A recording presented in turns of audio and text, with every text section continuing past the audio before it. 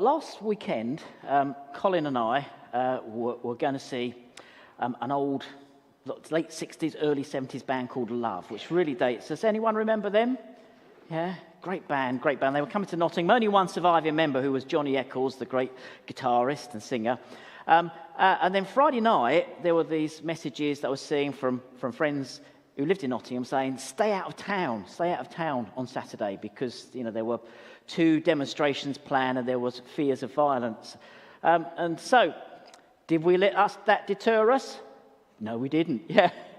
We did keep a check on what was going on, and it looked sort of fairly safe. What we usually do is we usually go down to Slim Chickens. Other places are available, but I do rather like Slim Chickens, because when we got down to Slim Chickens, the crowd was still there. I mean, it was relatively peaceful, but they were there. And I'll tell you, when it was actually the side of the people with the St. George's flags. And I'm not making any kind of political point here, but I didn't have very kind thoughts towards them, I must say, when I heard some of the things I was saying, or some of the placards that were up. But also, I didn't have very kind thoughts about the people who had placards saying, "Go away, Nazi scum." It was really sad.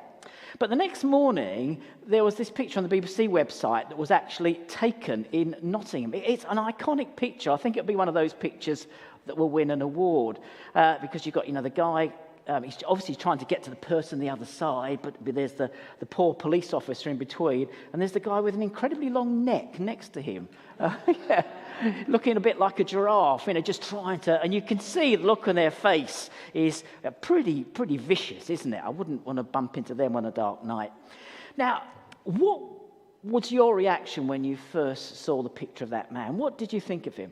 Well, I have to say, I didn't have particularly nice thoughts about that man. I thought, well, he's a nasty piece of work, isn't he? I mean, I hope he doesn't come from our city, and if he does, I hope he ships out soon. But I wonder what Jesus' reaction to that man and people like him, and also people on the other side who were saying, "Go away, Nazi scum," would be.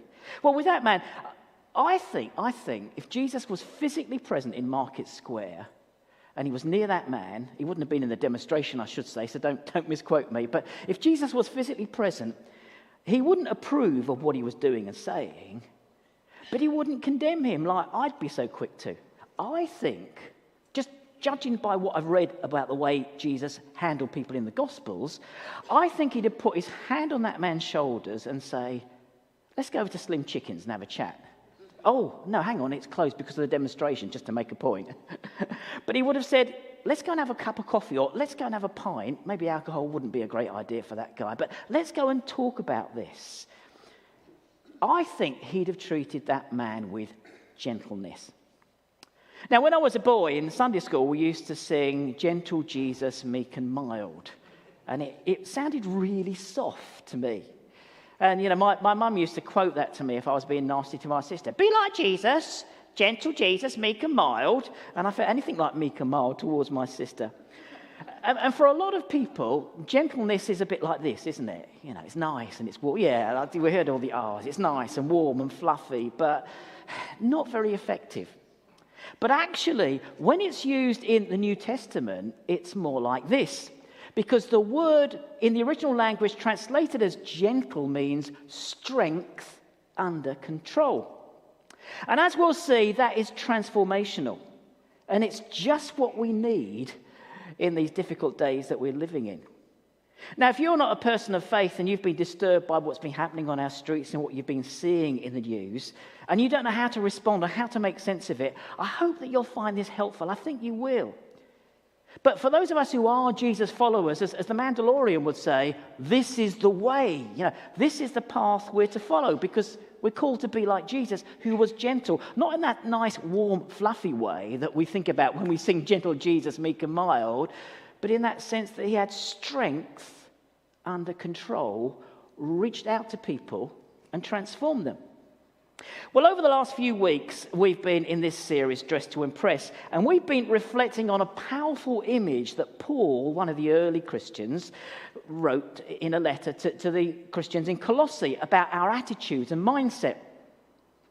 And he pictures the Christian life as swapping one set of clothes for another. It's a radical change. We're to get rid of the old outfit, the way we used to live and the mindset we used to have, and we're to put on a new wardrobe that God has given us. This is how he describes it. It's in the Message translation.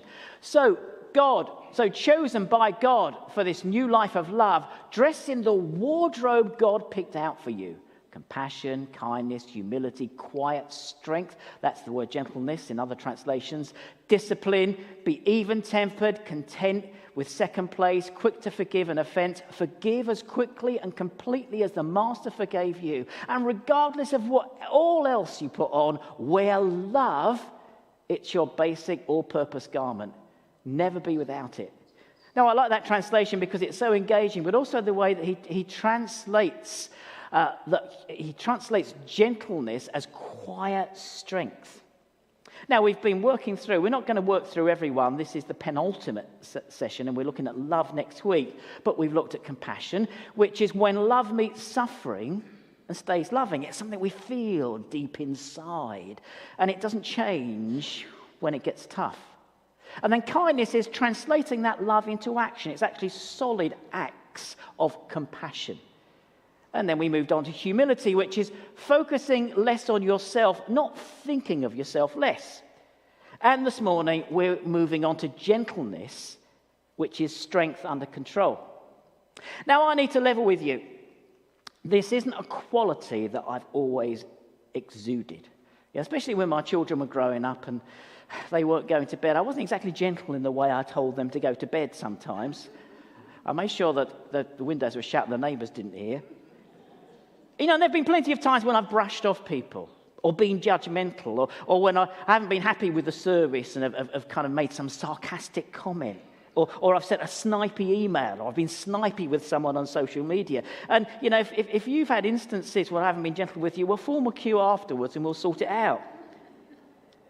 But this week, while I've been preparing, I've not only been reflecting on how this relates to my attitudes to other people, but also to the disorder and violence that we've witnessed. Actually, how we as Jesus followers, and actually people who are looking on who aren't Jesus followers, can deal with it.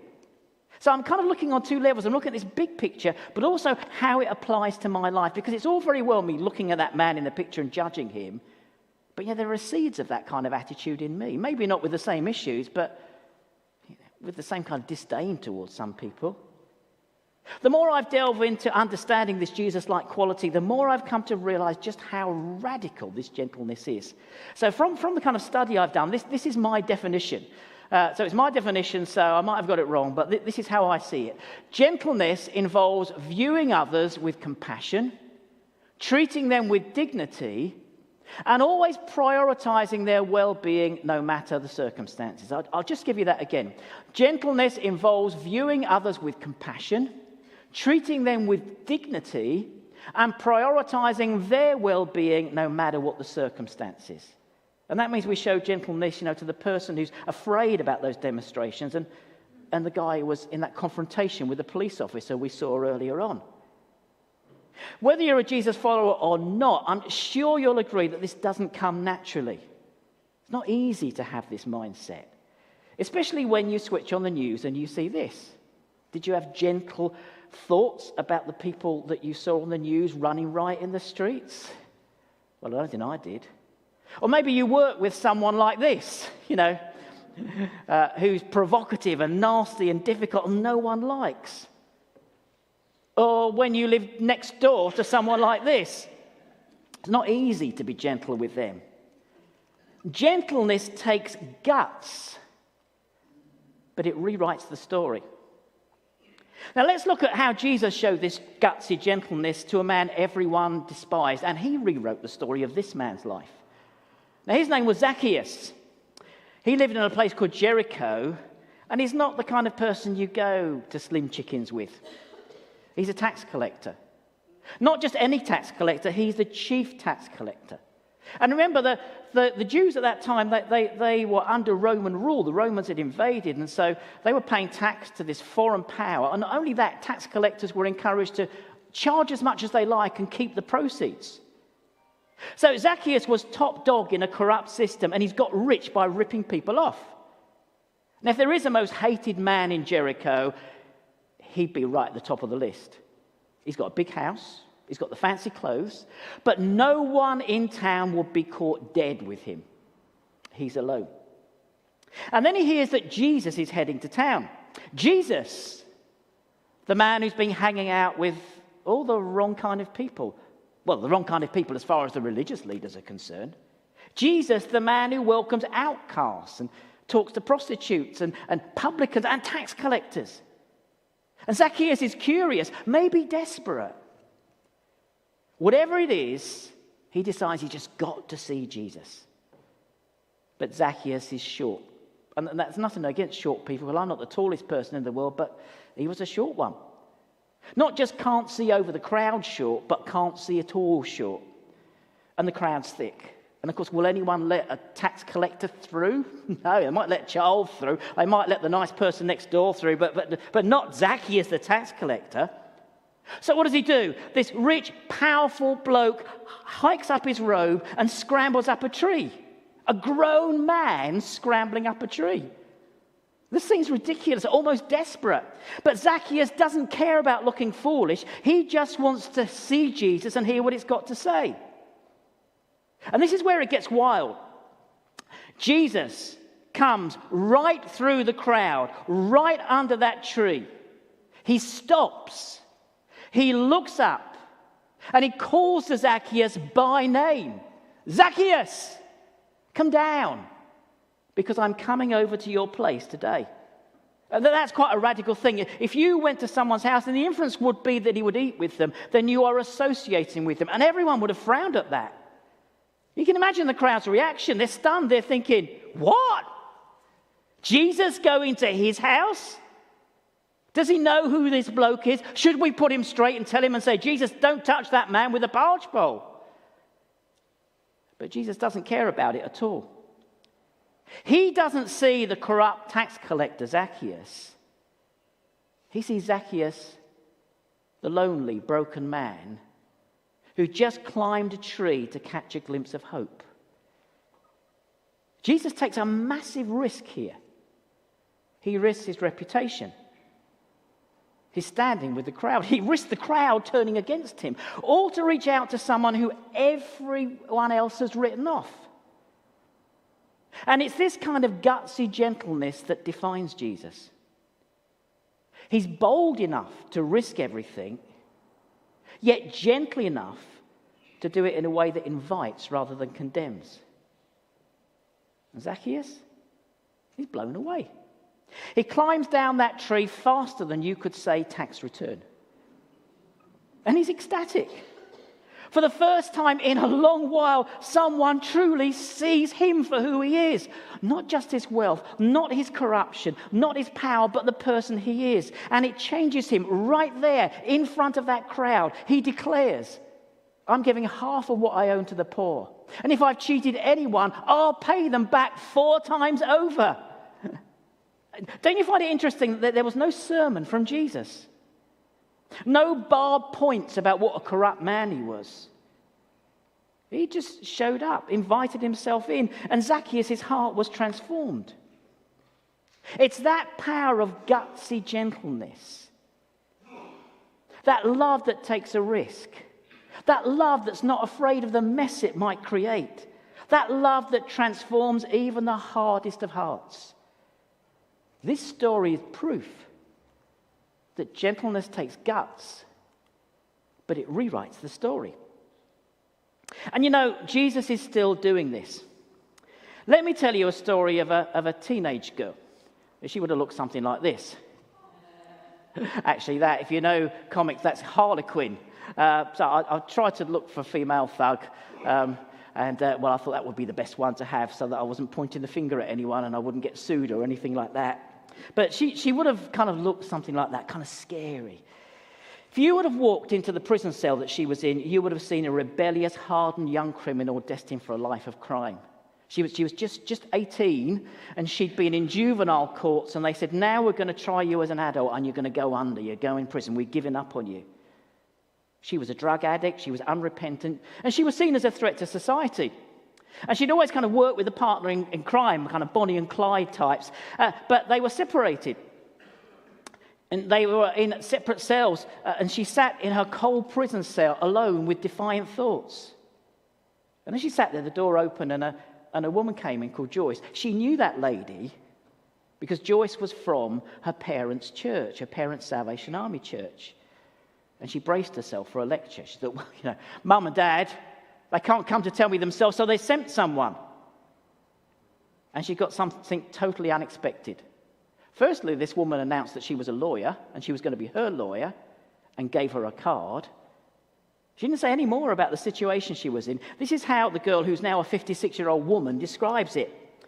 She wrapped her arms around my cold-hearted, drug-infused, bristling body, and what she didn't do spoke volumes. She didn't lecture me. She didn't scold me. She didn't even advise me. She whispered in my ear while hugging my resistant teenage frame, "I love you." That's it. That's all. That's the whole thing.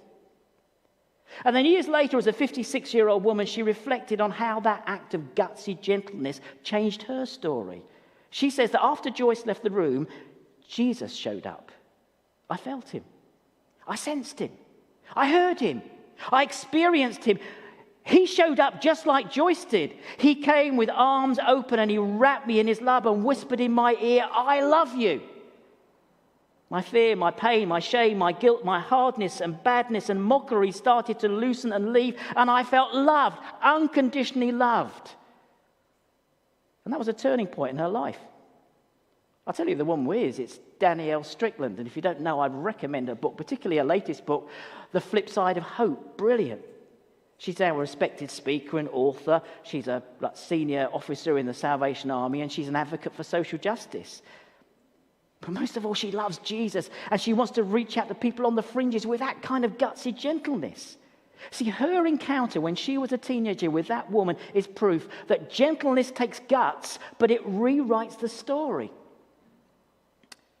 Now, if you're not a follower of Jesus, you might relate to Zacchaeus or Danielle. You might feel on the fringes and feel that no one would welcome you.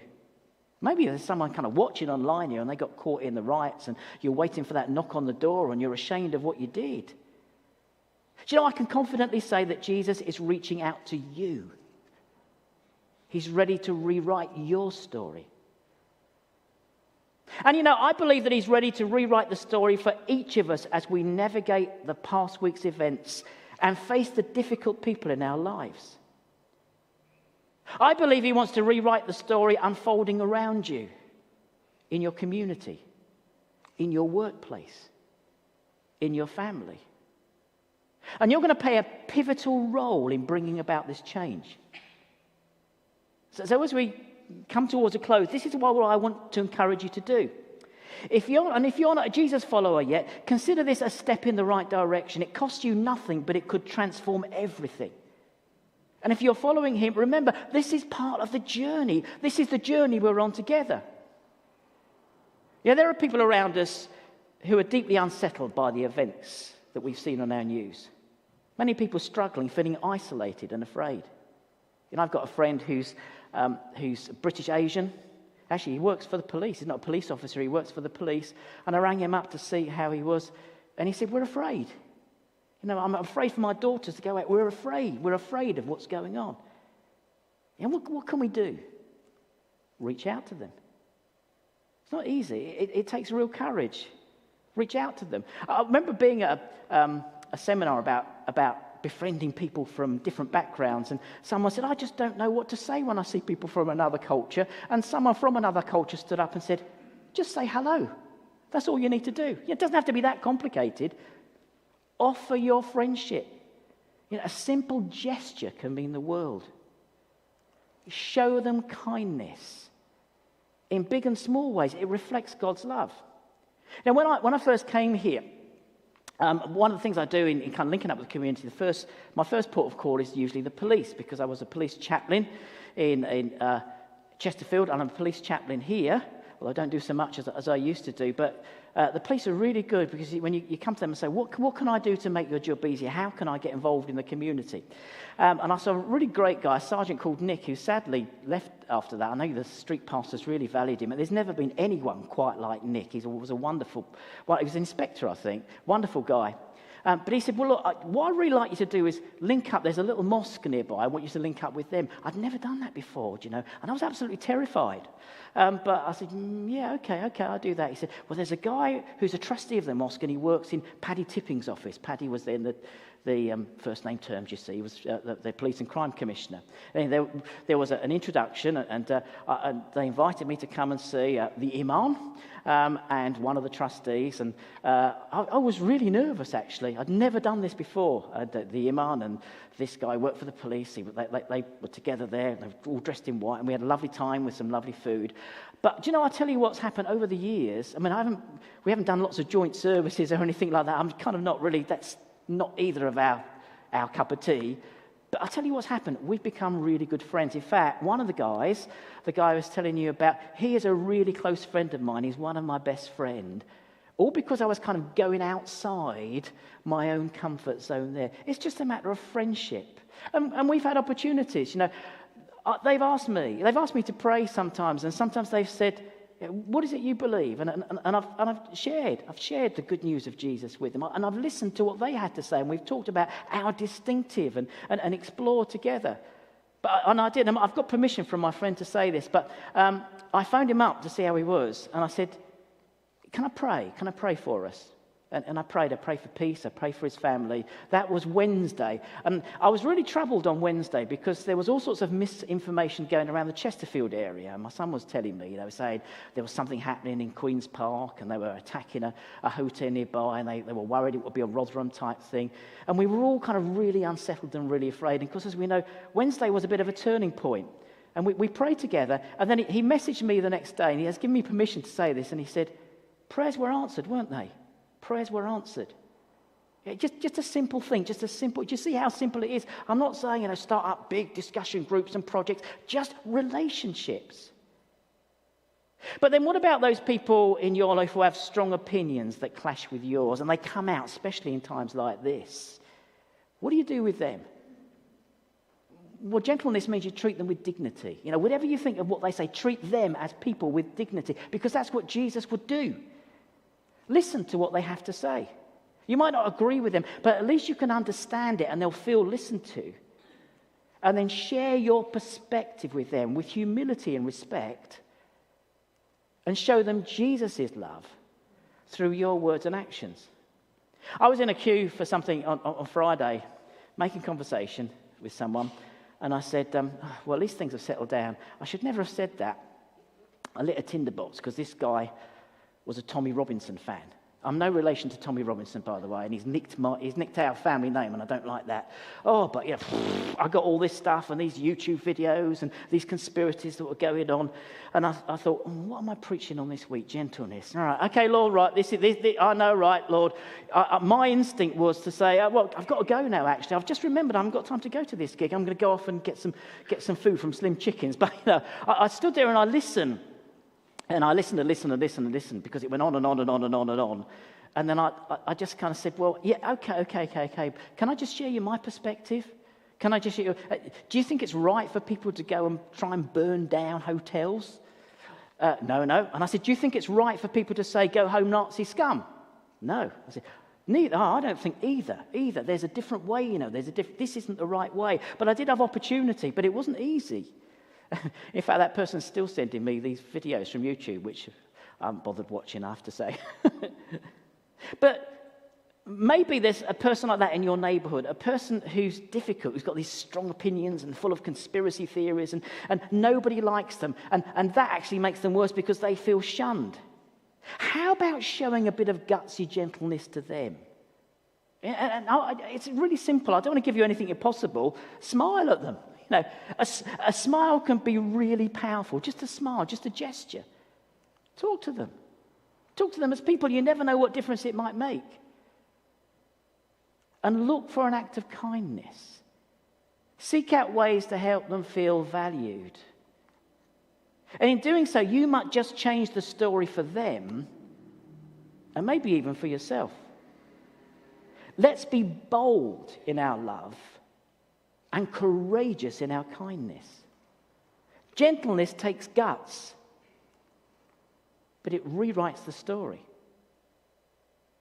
Gentleness isn't about being weak. It's about having the strength to respond to people with compassion and dignity, even when it's difficult. In a world marked by harshness and division and misinformation, choosing to act with guts in gentleness can change lives and change communities.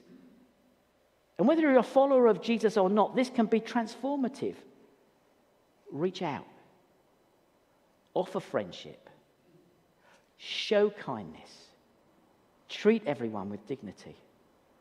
And by being so, you can be a powerful force for change in your community, your workplace, and your family. And as a Jesus follower, you can be a powerful witness to him. Gentleness takes guts, but it can rewrite the story for you and for those around you. Now, as we said earlier, as Cheryl said earlier, we're going to have a time of reflective prayer. Just before we go into that, I'll just explain. I don't know how long it's taken me to put this together, but I'm relieved it should work all right. But it's a PowerPoint presentation with some music. And I particularly chose this song. It's not actually a Christian song, but it's written by someone who doesn't identify as a Christian, but has got quite a lot of knowledge, a background of Christianity, and who lives in Midwest America, who was actually really disturbed at some of the hateful things that people who call themselves Christians were saying. And she said, she was thinking of the verse in Isaiah, they'll turn swords into plowshares. And she said, their prayers are like swords. And so she wrote this song to say, let's have prayers as plowshares to bring peace. And I love the song because it expresses someone struggling with what's going on in the world, which we all are. So we can have some slides. I just will pre-warn you. I hope the second slide's not too emotional because I've got pictures of the little girl. But in each one, it's going to lead us in quiet prayer as we listen to the music. So we're going to start now.